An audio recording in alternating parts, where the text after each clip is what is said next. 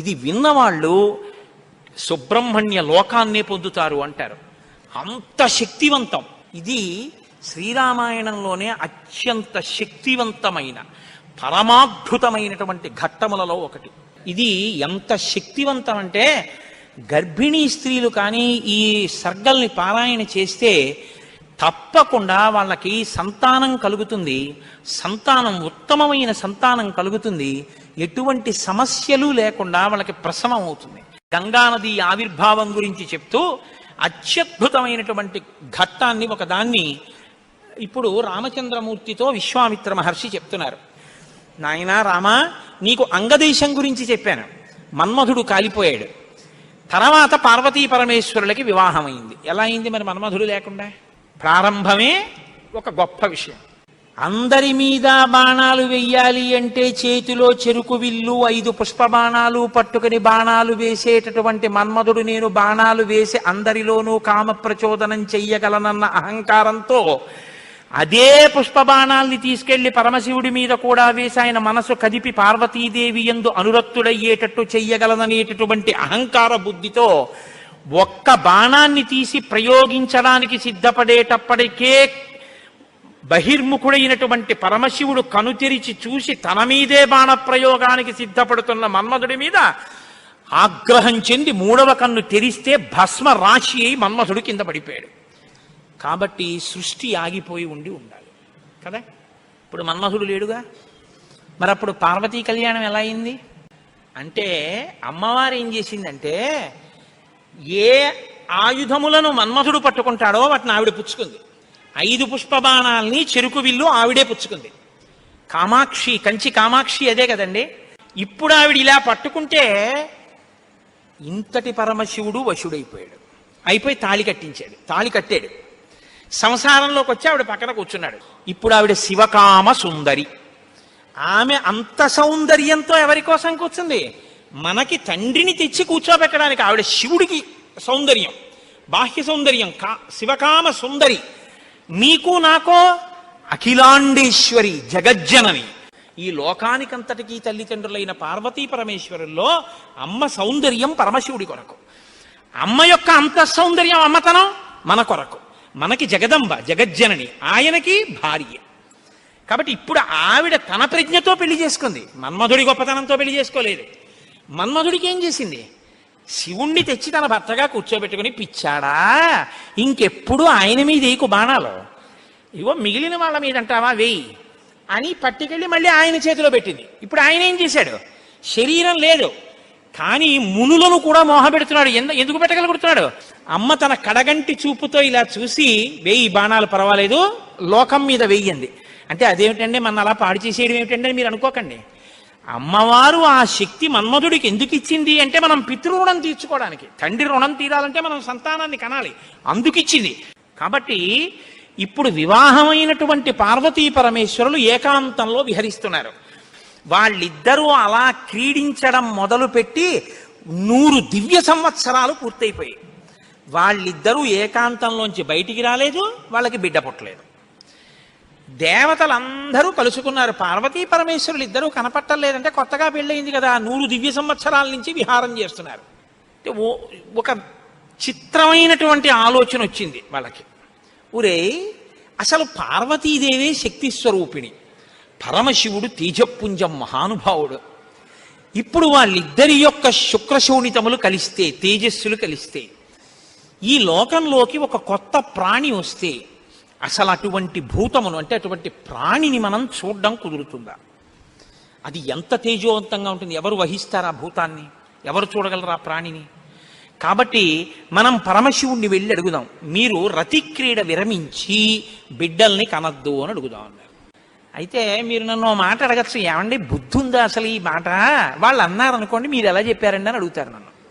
అసలు దేవతలకు ఎందుకండి ఈ వ్యవహారం? వాళ్ళు అలా ఎందుకు అనాలి? అలా అంటే మాత్రం దాన్ని మేము ఎలా అంగీకరించగలం ఈ విషయాన్ని? మీరు కంగారు పడిపోకుండా ఉండండి, నేను తర్వాత చెప్తాను ఎందుకు వస్తుందో. కాబట్టి ఇప్పుడు వాళ్ళందరూ కలిసి ఓ సమావేశం పెట్టుకున్నారు. నిజమే అంటే నిజమే. అందరూ కలిసి కైలాసానికి వెళ్ళారు. బయట నించుని పెద్ద కేకేశారు. ఏమని? ఓ దేవదేవ మహాదేవ, లోకమునకంతటికి రక్షించవలసిన వాడా అని కేకేశారు. వీళ్ళకి ఏం ఉపద్రవం వచ్చిందో అని ఆయన బయటకు వచ్చారు. ఆయన్ని చూడగానే వీళ్ళందరూ నేల మీద పడి నమస్కారం చేశారు. మహానుభావా, నీవు పార్వతీదేవితో కలిసి ఏకాంతంలో దివ్యక్రీడను అనుభవిస్తున్నావు. మీ ఇద్దరికి బిడ్డ పుడితే దుస్సహం, మేము తట్టుకోలేం. అందుకని నీ తేజస్సుని నీ తేజస్సులోకి అణిచేసేయి, ఆమె తేజస్సుని ఆమె తేజస్సులో అణిచివేయమను. మీ ఇద్దరూ ఒకరి పట్ల ఒకరు ఇటువంటి ఆభిముఖ్యం పొందకుండా తపస్సు చేసుకుంటూ కూర్చోండి అన్నారు. ఎంత అక్కర్లేని విషయం అంటే ఇది.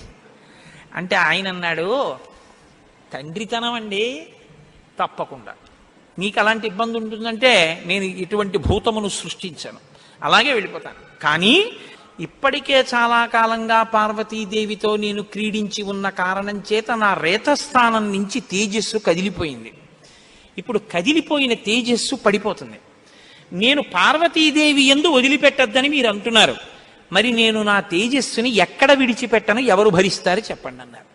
భరించడం అనేటప్పటికీ వాళ్ళు ఎవరు గుర్తొచ్చారో తెలుసా అండి? భూమి గుర్తొచ్చింది. అన్నీ ఆవిడేగా భరిస్తుంది, పాపం ఆవిడే భరించాలి. అందుకని వాళ్ళందరూ కలిసి ముక్తకంఠంతో భూమిని చూపించారు. చూపించి ఈ భూమి భరిస్తుంది, దీని మీద వదిలేసేయండి. భూమి ఏమనాలి? అదేమిటయ్యా, ఆయన భార్య యందు ప్రవేశపెట్టబడవలసినటువంటి శివ తేజస్సు నా మీద ఎలా విడిచిపెడతాడు? నేనెలా స్వీకరిస్తాను? భూకాంత, ఆమె స్త్రీ, భూదేవి నాలోకి ఎలా ప్రవేశిస్తుంది? శివవీర్యం దోషం అవుతుంది కదా, నేను పుచ్చుకోననాలి. ఆవిడ సంతోషించింది. శివవీర్యం నాలో ప్రవేశించడం అంటే అదృష్టం కదా అనుకుని తప్పకుండా పుచ్చుకుంటానని అనేటప్పటికీ పరమశివుడు ఏం చేశాడంటే ఆయన తేజస్సుని భూమి మీద వదిలిపెట్టేశాడు. అది ఉత్తర క్షణం భూమి అంతటా పాకేసింది. పాకేసి పర్వతాల్లో, నదుల్లో, సముద్రాల్లో, చెట్లలో పరివ్యాప్తమైతే ఆ తేజస్సు యొక్క స్థితిని భూమి తట్టుకోలేకపోయింది. తట్టుకోలేక పెద్ద పెద్ద కేకలేసింది ఆవిడ. నా ఒళ్ళు మండిపోతోంది, దగ్ధమైపోతోంది నా శరీరం అంతా, శివవీర్యాన్ని నేను భరించలేకపోతున్నాను, దాని శక్తి నేను తట్టుకోలేకపోతున్నాను, కాబట్టి నేను విడిచిపెట్టేస్తాను, నాలోకి వచ్చిన వీర్యాన్ని దేనిలోకి విడిచిపెట్టను అని అడిగింది ఆవిడ. ఇప్పుడు దేవతలందరూ ఒకరి మొహాల్లో ఒకళ్ళు చూసుకుని అన్నారు, ఒళ్ళు మండిపోతోంది తట్టుకోలేనన్నావు కాబట్టి ఎవడు మండిస్తాడో వాడిలో వదిలేయన్నారు. అంటే అగ్నిహోత్రుల్లో వదిలేయమన్నారు. అంటే ఇప్పుడు ఆవిడేం చేసింది? తనలో పడినటువంటి శివవీర్యాన్ని అగ్నిహోత్రుల్లోకి వదిలిపెట్టేసింది. ఇదంతా రెప్పపాటు కాలంలో జరిగిపోయింది. పెద్ద పెద్ద అరుపులు, కేకలు, ప్రార్థనలు, హడావిడి. బయటికి వెళ్ళిన శివుడు లోపలికి రాలేదు. అమ్మవారికి అనుమానం వచ్చింది, ఏం జరిగింది అని. పార్వతీదేవి బయటికి వచ్చింది.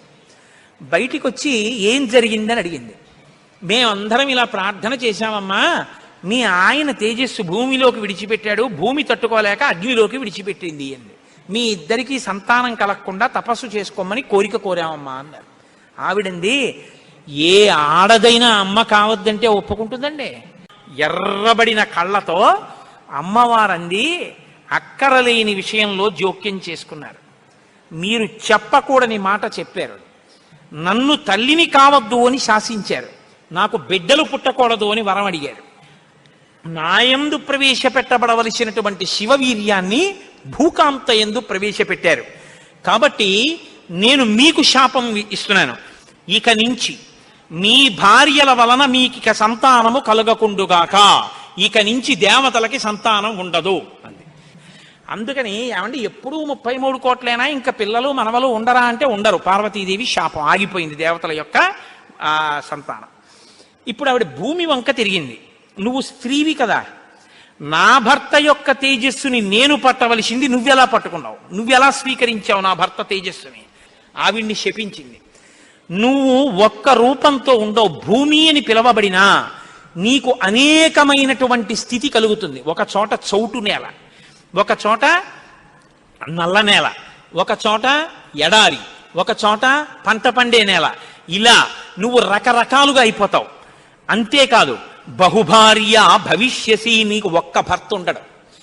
నీ భర్త కానివాడి వీర్యం నువ్వు పుచ్చుకున్నావుగా, నీకు ఇంకా ఎంతమంది భర్తలో లెక్కుండరు. అందుకే రాజ్యాన్ని పాలించిన వాడందరూ భూమిపతులే. ఎంతమంది ఆవిడికి భర్తలు లెక్కలేదు. కారణం ఏమిటంటే పార్వతీదేవి శాపం. ఏ ఆడదైనా కోరుకునేది ఏమిటంటే భర్త వలన కొడుకుని కనాలి, ఆ కొడుకు పేరు ప్రఖ్యాతులు తేవాలి, తల్లి సంతోషించేటట్టు ప్రవర్తించాలని కోరుకుంటాడు. ఏ తల్లి